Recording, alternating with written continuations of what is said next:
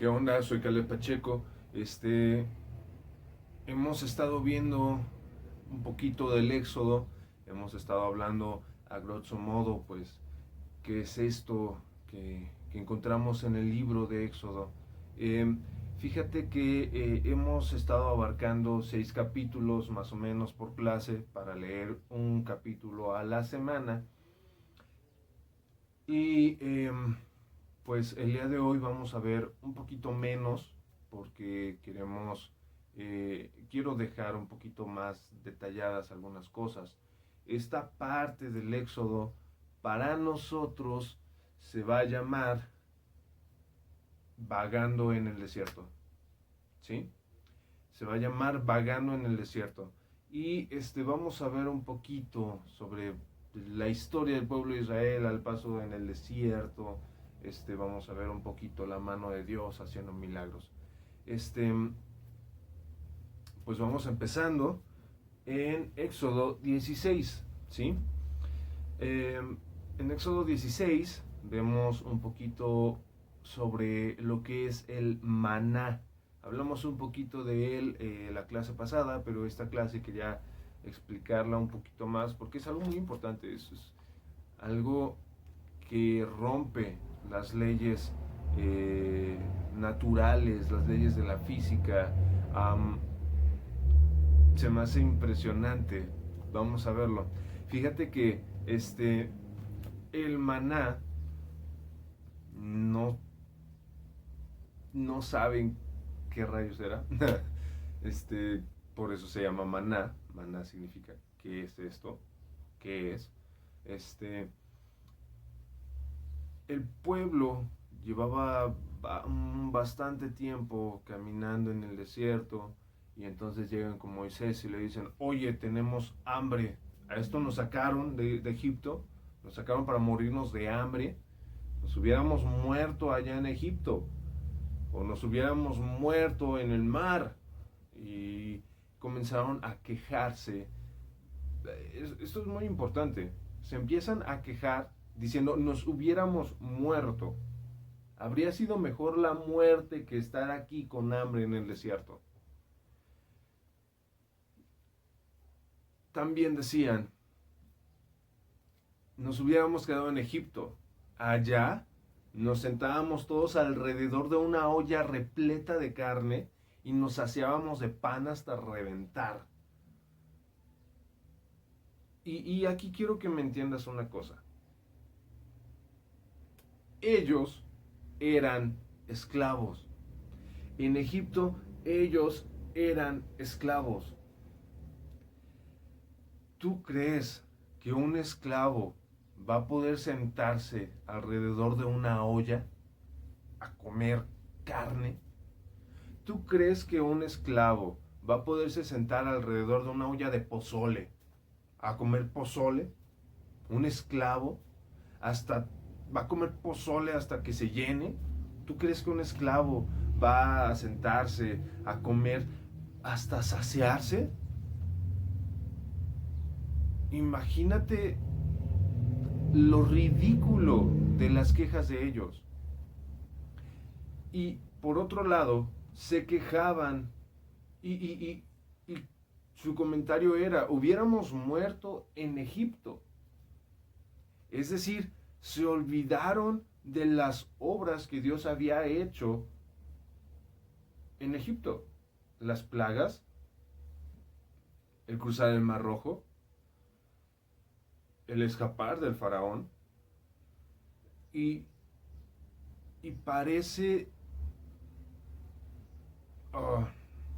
como si se olvidaran del poder de su Dios, el poder del Dios que acababa de dejar en vergüenza al faraón, el poder del Dios que acababa de rescatarlos, el poder de un Dios que partió el mar, que dominó y mostró que domina la naturaleza, que domina todo lo que hay en la faz de esta tierra.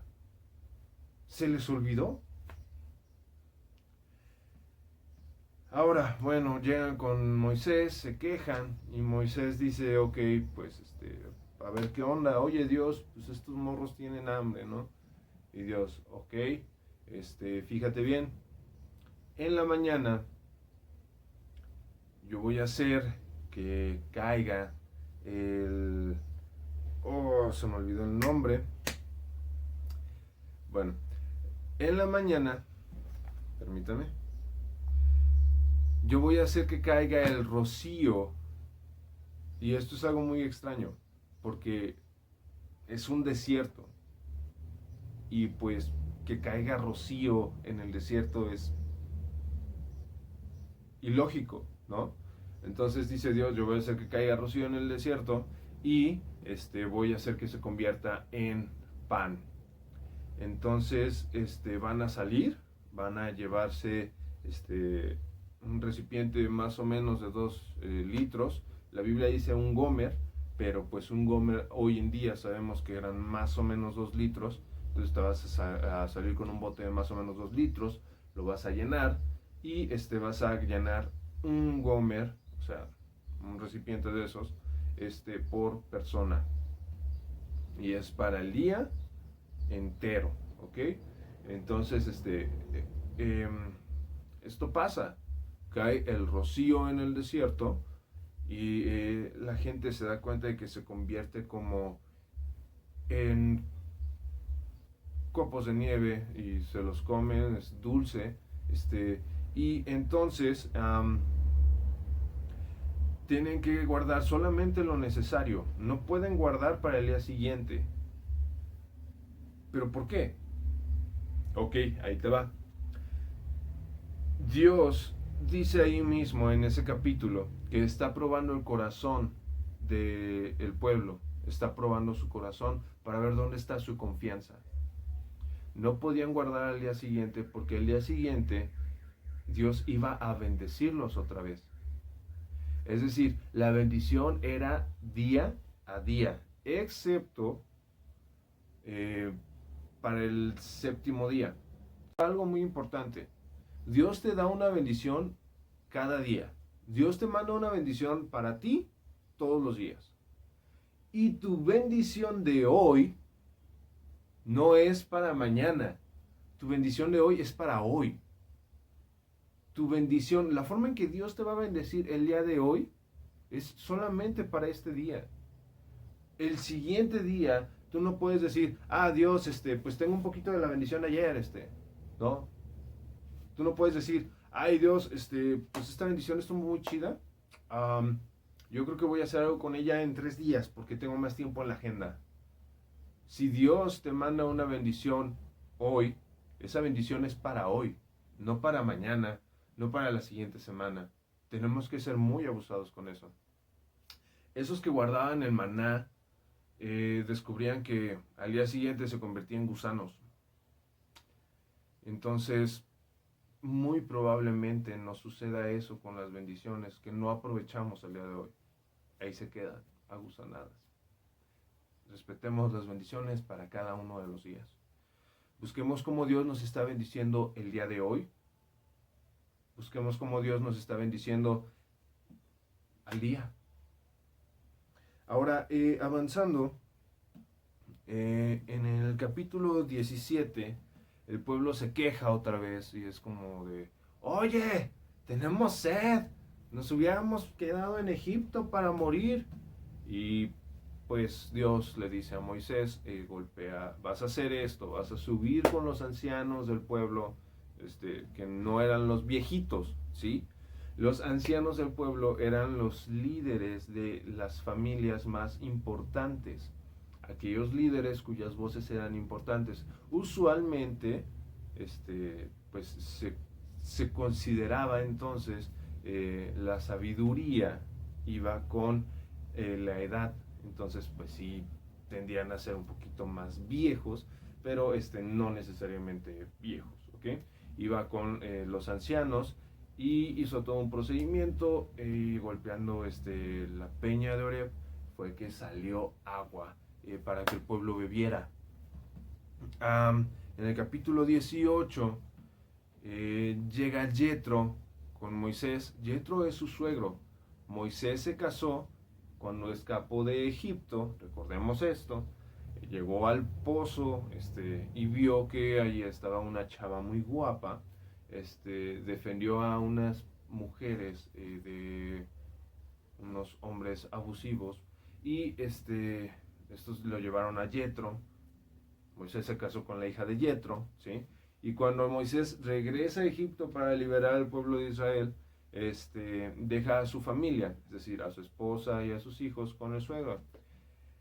Entonces, en este punto del Éxodo, del capítulo 18, el suegro llega y le dice, oye, pues aquí está tu esposa y aquí están tus hijos. Y Moisés sale, los recibe y así como de, ay, bienvenidos, ¿cómo están? No, sí, pásenle, pásenle. Oigan, aguántenme tantito, voy a atender unas cositas, ¿eh? Y entonces Yetro se da cuenta de que hay una fila enorme de personas que van con Moisés para consultar a Dios. Entonces, pues obviamente pasaban horas y no terminaba Moisés. No terminaba Moisés de, de, de hablar con la gente. Era como de que, siguiente, ajá, ajá, ajá. Ok, vas a hacer esto, ¿sale? Bye. Siguiente, ajá, ajá. Horas y horas atendiendo personas. Y Yetro le dice, oye, pues la neta yo veo que esto está mal, deberías de organizarte y deberías de tener un estilo más eh, apropiado. Es un montón de gente, nunca vas a terminar de atenderla. ¿Por qué no haces esto? Le dice, pon jefes sobre 1000, sobre 100, sobre 50 y sobre 10. Es decir, en un grupito de 10 va a haber un jefe, que de ese grupito se van a juntar en grupitos de 50. Y sobre esos 50 va a haber un jefe. Esos 50 se van a juntar con otros 50 y va a haber un jefe ahí. Esos dos grupitos de 50 se van a juntar con otros 10 grupitos de 100 y ahí va a haber un líder. Entonces, esto es lo que hace Moisés, distribuye el pueblo y lo organiza de esa manera. Ahora es un dato interesante aquí. Um, Ese tipo de organización se sigue utilizando hoy en día en algunas iglesias y empresas. Obviamente quizás ya no son los 1000, pero sí se busca el tener grupitos de 10, grupitos de 50.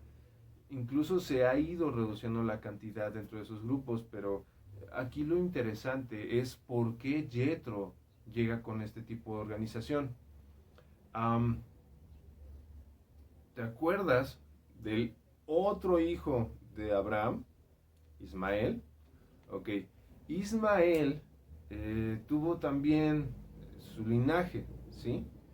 Y ellos, el pueblo de Ismael, se organizaban de esta forma. Ahora la Biblia nos dice que Yetro era miembro de estas tribus que derivaban del linaje de Ismael.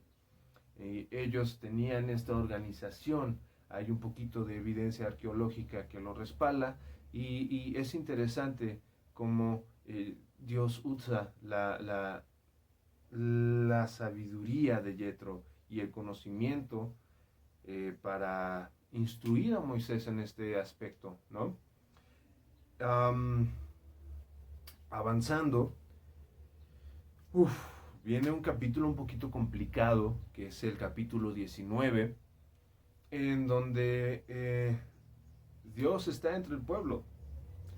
Y aquí es algo muy, muy, muy interesante. Esta parte es una parte muy complicada y muy interesante. Vemos un poquito lo que es la santidad de Dios. Dios ve a Moisés y le dice, ¿sabes qué? Pues voy a descender al pueblo. Tú y yo aquí en el monte hablamos muy chido, pero pues voy a descender al pueblo. para hablar con ellos, para estar en contacto y todo el rollo, ¿no? Entonces, Moisés tiene que preparar al pueblo y es todo un proceso. Ya hablábamos el domingo pasado, Dios es un Dios de procesos y, y Dios le dice a Moisés, ¿cómo es este proceso? ¿Cómo santificar al pueblo? Ahora, obviamente, no sabemos bien cómo funciona la santidad de Dios, pero ahí es la primera, una de las primeras muestras de todo lo que se tenía que hacer antes para entrar a la presencia de Dios, para recibir la presencia de Dios. Antes había un proceso muy tardado. Los hombres en 3 días no podían tener ningún contacto con una mujer y viceversa. Tenían que estarse limpiando, tenían que estar en constante cuidado de lo que hacían con sus manos, porque si yo hacía esto y tocaba carne cruda, híjole, ya tenía que salirme del pueblo porque ya no completaba los 3 días, ¿sí? Entonces, era un proceso de purificación bastante extenuante y es bastante interesante. Vamos a hablar un poquito de la santidad de Dios más adelante, pero quiero que leas este capítulo y que le pongas atención en lo minucioso que es y lo complicado que es eh, el preparar a la humanidad para recibir la santidad de Dios. Y quiero que lo hagas en comparación con lo grato y diferente que es ahora que tenemos al Espíritu Santo, que somos salvos por Dios, por Jesucristo, y que ahora podemos entrar a la presencia de Dios y wow, una gran diferencia, ¿no? En el capítulo 20 vemos cómo Dios le deja los 10 mandamientos a Moisés. Aquí nada más vamos a ver los 4 primeros mandamientos, ¿sí? Ahora, los mandamientos son algo que Dios deja como prohibiciones, no. Los mandamientos son algo que Dios hace para que nosotros vivamos frustrados, no. Los mandamientos son algo que Dios impone para que nosotros seamos deprimidos, tristes y digamos, oh, qué triste es la vida. No. Muchos a veces dicen que Dios es un Dios aburrido, ¿no? Dios es un Dios limitante, aburrido por los 10 mandamientos en ocasiones y por su ley en general, pero aquí vamos a ver un poquito diferente esto. El primer mandamiento es no tengas dioses ajenos delante de mí. No tendrás dioses ajenos delante de mí. Esto es muy claro. Ahora, ¿por qué? Bueno, para empezar, sabemos que no existe otro Dios, solamente Jehová. Pero a veces ponemos en la posición de Dios otras cosas. Imagínate esto, tu vida es un trono, ¿sí? Tu vida es como esta silla en la que estoy sentado yo. Y en esa silla, en ese trono, se puede sentar cualquier cosa. Tú, tu peinado, tu celular, Facebook, Instagram, videojuegos. En esa silla puedes sentar a tu mamá, en esa silla puedes sentar a tu novia, a tu papá. Puedes sentar cualquier cosa. Y es muy difícil cuando pones a Dios en esa silla. Cuando decides que Dios va a ser el rey de toda tu vida, que Dios va a gobernar toda tu vida. ¿Por qué? Porque es un cambio muy drástico. Y si en esa silla, en ese trono se va a sentar lo que va a gobernar tu vida, lo que va a gobernar todo lo que eres, imagínate ¿qué puedes tener ahí? Puedes tener a tu grupo de amigos gobernando tu vida. Puedes tener cualquier cosa ahí gobernando tu vida y no te das cuenta. Entonces, cuando Dios dice, no tendrás dioses ajenos, no se refiere a que existan otros dioses, sino que tú puedes poner cualquier cosa como tu Dios. Y tienes que revisar día con día qué es lo que tienes ahí sentado en el trono de tu vida, qué es lo que tienes ahí gobernándote. El segundo mandamiento es: no te hagas imágenes ni ídolos. Así que si tú llegaste a decir, Justin, eres mi ídolo, cambia tu palabra, ¿no? Pero, pues sí, no te hagas ni imágenes ni ídolos. No intentes igualar a Dios.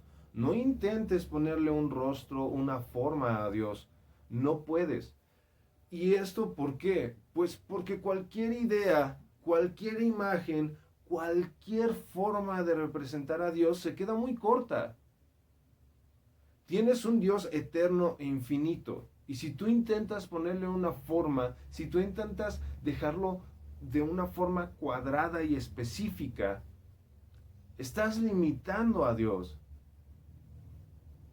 Y creo que no hay nada más tonto que eso. Entonces, no tengas ídolos, no te hagas dioses ajenos, no intentes ponerle una imagen a Dios. Porque dentro de esa imagen te limitas a ti mismo en seguirlo conociendo. Te puedes llegar a limitar por esa imagen. No lo hagas. El tercer mandamiento es: no dirás el nombre de Dios en vano. De hecho, este mandamiento es tan importante para los hebreos, para los israelitas, para los judíos, que cuando se escribía la Biblia, al momento de escribir Yahvé, lo que hacían era cambiar de tinta, cambiar de pluma, limpiar todo para escribir esa palabra y después continuaban. Esto es muy importante. No dirás el nombre de Dios en vano. ¿Y cuántas veces no decimos exclamaciones de Dios a diestra y siniestra? ¡Oh, por Dios! ¡Oh, Dios mío! No debemos de utilizar el nombre de Dios a la ligera. ¿Por qué? Porque en el nombre de Dios hay poder. En el nombre de Dios hay cambio. En el nombre de Dios está la fuerza que genera un cambio. Por eso cuando oramos, cerramos diciendo el nombre de Dios. ¿Sí? Por eso tenemos que tener cuidado de lo que decimos, de lo que hablamos. En el cuarto mandamiento vemos que Dios dice: guardarás el día de reposo. ¿Por qué? Bueno, Dios creó al mundo en 6 días y descansó el séptimo.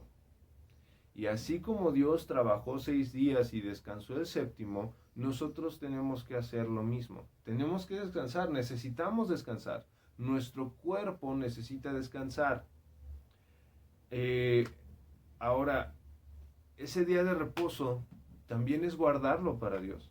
Ese día de reposo hay que descansar y hay que guardarlo para Dios. Hay que recordar lo grande que es Dios. Ese día hay que alabar a Dios. Ese día hay que dedicarlo a Dios. Y esto es lo importante, porque usualmente ese día de reposo es el día que vamos a la iglesia. Y ahora con esta situación, pues ya no vamos a la iglesia, pero debemos intentar vivir la iglesia en casa. No poner el video de un servicio. No, me refiero a alabar a Dios. Ese tiempo que usabas para alabar a Dios en la iglesia, ahora úsalo en tu casa. Alaba a Dios en tu casa, en tu cuarto. Ese tiempo de oración que buscabas en la iglesia con las personas de allá, búscalo tú, en tu casa.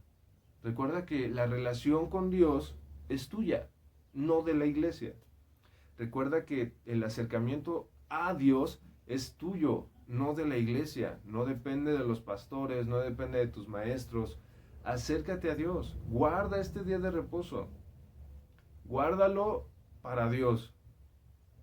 Y con esto cierro. Nos vemos